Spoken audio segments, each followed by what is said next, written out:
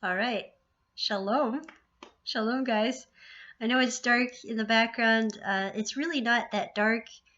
Um, from my point of view, it's just that it's a really cloudy day, and it's like that kind of light where you don't want to turn a lamp on, but then it looks dark in here. So the most important thing is that you can hear me, and not so much that you see me, right? I mean, um, that's true actually for what our king is always trying to tell us, right? We're trying to look for him. It's like it's not so much that you see me, but that you hear me, and as we listen, we do end up seeing him, right?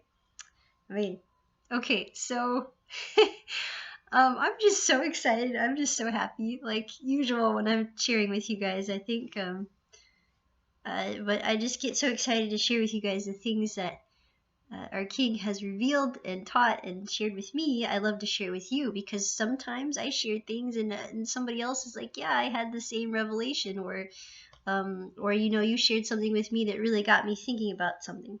So there's definitely some things I want to share, and there's also things that I want to answer because I was asked some really great questions, or a really great question, um, that I asked Ted. He said it was all right to mention his name.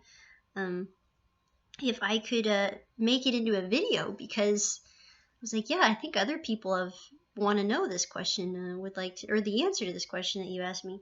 Um, so yeah, we're gonna do that, and then we're gonna do this, and it's okay if it's long because I finally signed up for um, the commercial ads with YouTube, and I think some of the ads only run if the video is like at least 9 or 10 minutes long. So here I was trying to make like a 5 minute video, um, and we're actually gonna hoping it makes it a little bit longer than that.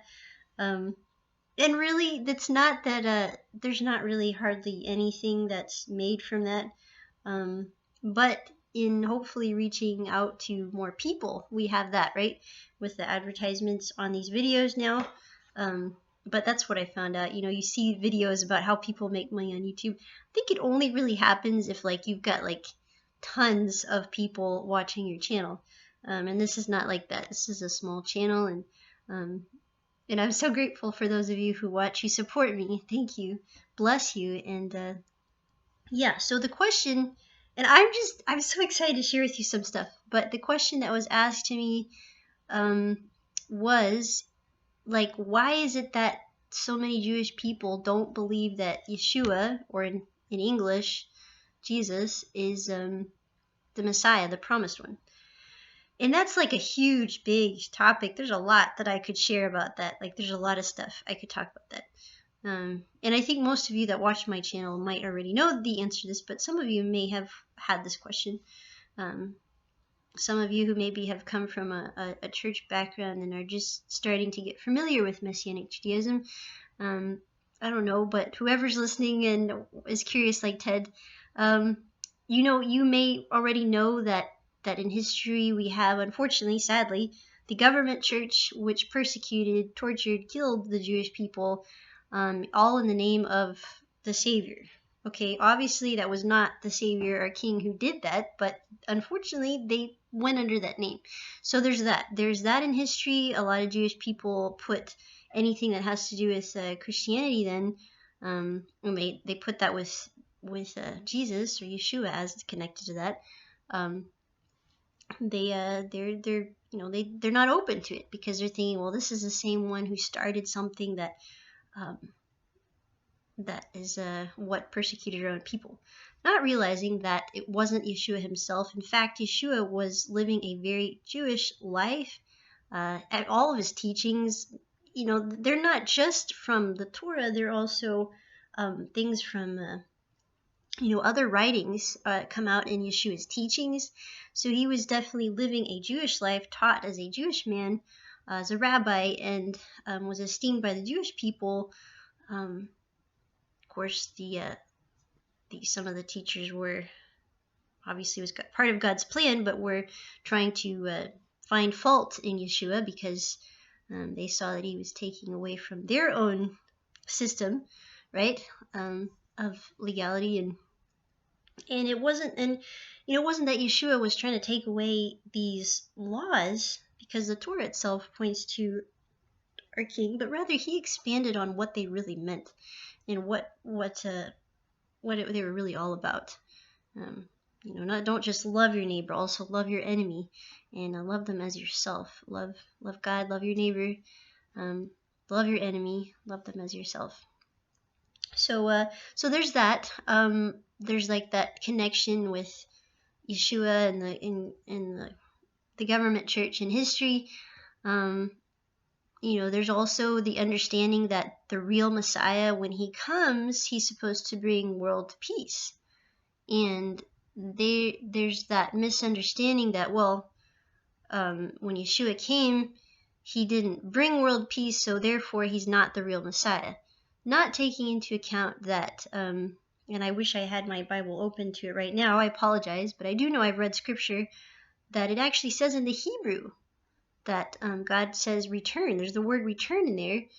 It doesn't say when I come or second coming, but it does say return. And I always thought that was amazing, because it's like, wow, there's this little message there that could be overlooked, but it's there, that he's returning. More than one indicator of his return. So there's this first coming and there's this second coming. Second coming, a lot of stuff's supposed to happen, right? A lot of stuff, and world peace will definitely come. That is for sure. When he returns, there's a lot of stuff that has to take place, but it's gonna happen at some point. But there's that. So you'll find a lot of Jewish people that say, nah, he's not the one because he didn't bring world peace. Oh, sorry, dark there.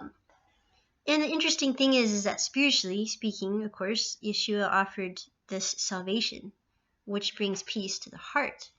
And I know I have thought to myself, well, in that regards, he has brought peace for those who believe in him. And we should have peace. If you don't have peace and you're believing that Yshua is a Messiah, then we need to talk and we need to pray, because peace is definitely one of those central elements to really knowing that Yshua is the Messiah, is that he brings that peace that passes all understanding. And I do understand that there's some people who are strong believers but have gone through like traumas, and that causes anxiety. I understand that. So I'm not saying that, if you have any kind of fear that you're not a follower of the King, don't misunderstand me there, but like that overall peace, knowing that he is who he says he is, he will do what he says he will do, and he loves us, that kind of peace. Our lives are in his hands, which brings me to the coronavirus stuff, of course. I am curious if any of you want to write in the comments just your thoughts about it. I personally feel like we should be cautious. We should be healthy-minded, right? Like thinking of healthy, but we shouldn't be afraid. That actually ties in with what I was just saying, that we are supposed to be people of peace. If we really believe that our King is going to take care of us, we shouldn't be scurrying around scared.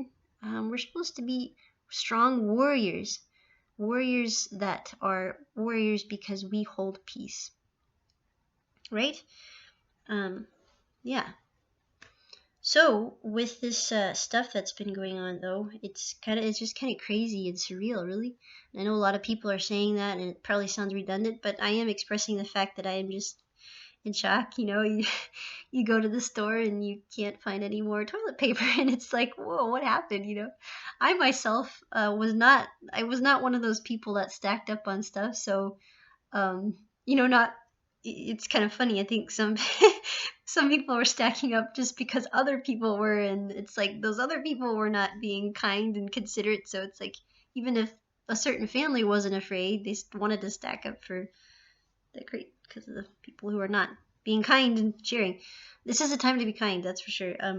But yeah, I have not been one of those people, so you got to get creative. I think it's kind of interesting, at least for a little bit of humor anyways, is that was my big brother, who was on one of my videos from a long time ago. If any of you remember him, shout out to you.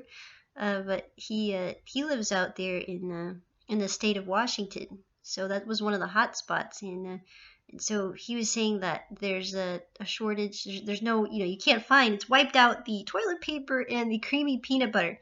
So apparently, when there's a crisis, people really need toilet paper and they really need creamy peanut butter.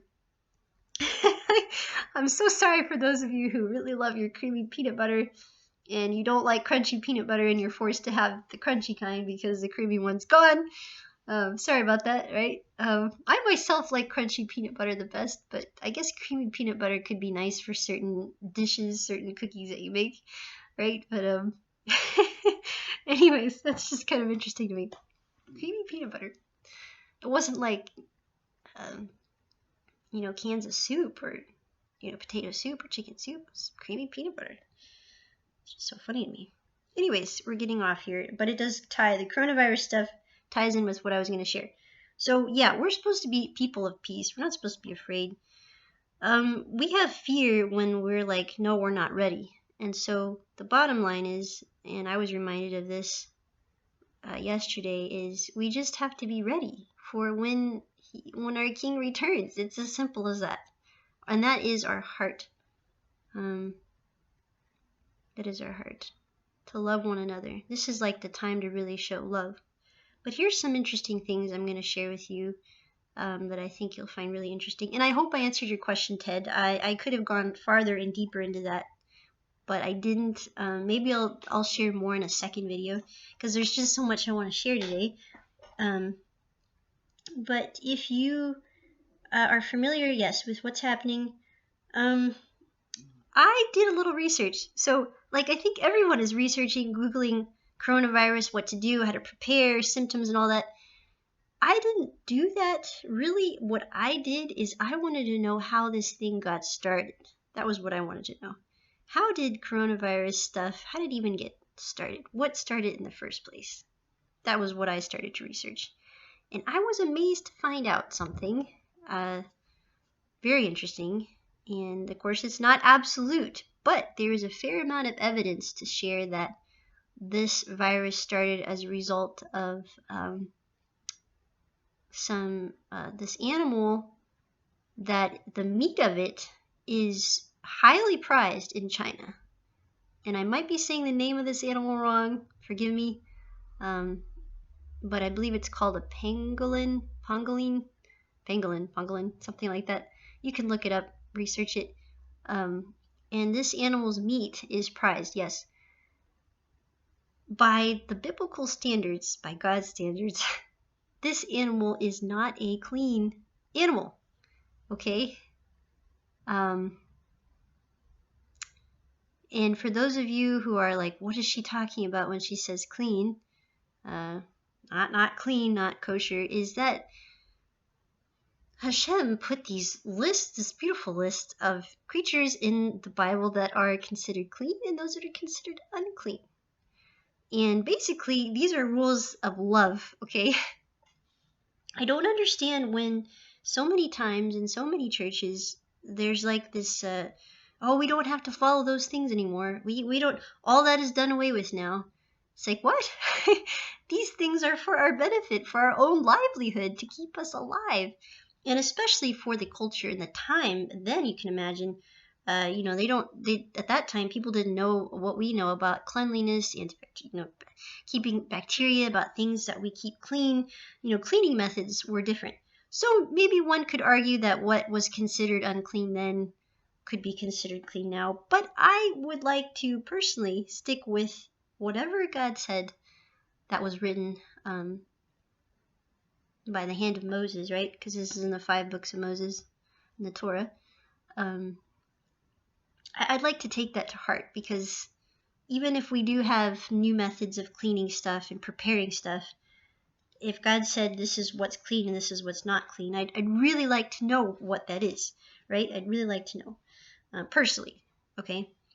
And for one thing, I can't imagine eating a pangolin unless I was literally starving to death. I mean, if you've seen a picture of these things, they're like prehistoric creatures, almost like aliens. They've got these scaly like look to them, and they eat ants, and I just, who would want to eat that unless they were starving? I don't know, but I mean, I never tried the meat, and I pray I never will. But but maybe the meat is something so good, it tastes so amazing. I don't know, but I just from looking at the pictures of it, I would not be tempted to eat it by any means. Um, but anyways, so yeah, there's this list in the Bible. And I know for my viewers that are not Bible based, or maybe you're even an atheist. I've had atheists watch my channel before. Um, even from not believing that the Bible is, like, let's say, the Word of God, as a historical document, this book is absolutely amazing. This is absolutely fascinating. You have to agree with me on that, and it's just absolutely amazing. And these things are this list here. To me, it's like this. And again, even from a historical perspective, like, I'm just amazed, like, this study of how there's this writing is something between God and humans. This relationship between God and humans, because some people argue that this is just all by man. But to me, the beauty of the Bible is like a picture, a reality, to me at least, a reality of a relationship that can be between God and man. And so like, it just articulates that relationship. And so to me, it's amazing to think that by the inspiration of God, that human beings can write these things down as given to them by God, right? So anyways, this list, I'm not going to read the whole list because it's kind of long. Right, but I'll read to you part of it. This is in Leviticus, or in Hebrew we say Vayikra, Ahavat, Leviticus 11. And really, the whole chapter, you're going to find it interesting if you haven't read this before. But if you have, let's go down to verse 24. The following will make you unclean. Whoever touches the carcass of them will be unclean until evening, and whoever picks up any part of their carcass is to wash his clothes and be unclean until evening. Every animal that has a separate but incompletely divided hoof, or that doesn't chew the cud, is unclean for you. Anyone who touches them will become unclean. Whatever goes on its paws, it's got paws, the penguin's got paws, among all animals that go on all fours, is unclean for you. Whoever touches its carcass will be unclean until evening, and whoever picks up its carcass is to wash his clothes and be unclean until evening. These are unclean for you. So this isn't even saying eating it yet, but that's you're not even supposed to touch these things, right? Of course, they didn't have Germ-X and antibacterial soap at that time either, but you know what I mean. This is an unclean creature, and so I picked this particular verse, even though there's a list here. You can read the rest of it. I picked that one because, to me, for the penguin, it's a creature that goes on its fours, its paws, and it does not chew the cud. And it's like, it's an unclean creature, and yet people try to eat it. And God gave this list, these are unclean for you. And you can't really make this stuff up, because you just can't. This stuff is so detailed. It's like, you can't imagine people just getting together and being like, let's just put this list together. No, this is like someone who's like incredibly in love with whoever they're talking to. They're like, I want to keep you living, I want to keep you healthy, so this is what you got to do. So I am just amazed that here in this time and day, we have a great example of something that happened with, as far as we know, with this meat, this animal, and it's not the animal's fault. I read this story about some animal that was hunted because it had brought out some kind of sickness, and people were hunting it down, making it extinct. And it's not the animal's fault. It's people who are trying to take the opposite of what God said and make it happen. So it's not the penguin's fault that we have sick people. Okay, it's not its fault. It's the people's fault that we have sick people. It's the sin, right? Because going against God is a sin. No matter how small or great your sin. That's why we need to be reading his word so we know what's right and what's wrong, right? And yeah. So so here's the interesting thing I want to share more with that. That is that this is from the Torah. The Torah is considered like the 5 books of Moses, but most books that Moses had written down as according to Adonai, to Hashem, to God, how he had shared with him. And even though in the not just in Messianic in Messianic Judaism and in churches or congregations, churches, even though this is like the whole Bible, it's sad to me that so many churches are taking this part of the Bible and being like, well, we don't really go there. Like, that's not for us really now. Kind of overlooking the fact that Yshua he did teach from the Torah, actually expanded on it. And so here's something interesting. The Jewish people know about these commandments, right? We know about these things. Like, in order to love the Lord, we're to keep his commandments. So we study these things. We look into the commandments, not just for head knowledge, but out of love for our King and for one another, because we want to look out for each other, but not to condemn each other. I see that too many times. Acquiring a lot of knowledge, especially in my own community, the Messianic community, acquire a lot of knowledge and then forget where you came from and forget about the love, and then you're condemning your own brother and sister in the Lord. Not a good idea, not what we're supposed to keep loving, right? Because we're all on the same journey together. But this is interesting. So in regards to what I just shared with you from Leviticus, if you go to Zechariah or Zechariah, I don't know if I covered up the mic, sorry. If you go to Zechariah or Zechariah, chapter 8, and you look in verse 23, it says, Adonai Tzvaot, or the Lord of Hosts, says, when that time comes, 10 men will take hold, speaking all the languages of the nations, will grab hold of the cloak of a Jew and say, we want to go with you because we have heard that God is with you. So why am I mentioning this? Well, because in this time of panic and turmoil, people who are not walking with God are seeing those of us who are trying, right? We're trying to stay in the Word, and they're really looking at us, like they're really looking at every detail of our life. And it's important that we are actually walking out a life that is holy and separate for God, that is different from the rest of the world in love. And by knowing these commandments, they're going to look at us like this. Might ask you, well, where did this thing get started? Where did the coronavirus get started? Well, let me show you. All right, it usually comes from a certain disobedience of something from God that we have certain things come out, and it affects people who are innocent too.